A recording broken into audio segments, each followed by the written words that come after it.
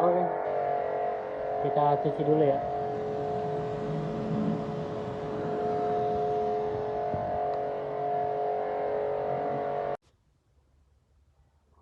Masih proses.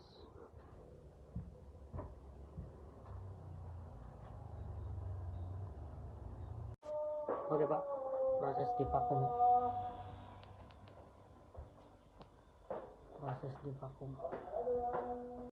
Oke Pak, selesai. Hasilnya AC Aqua kapasitas setengah PK, ampernya 1,50. Tekanan freonnya ada di 190 PSI. 1,50 AC Aqua pakai R32. Terima kasih Pak.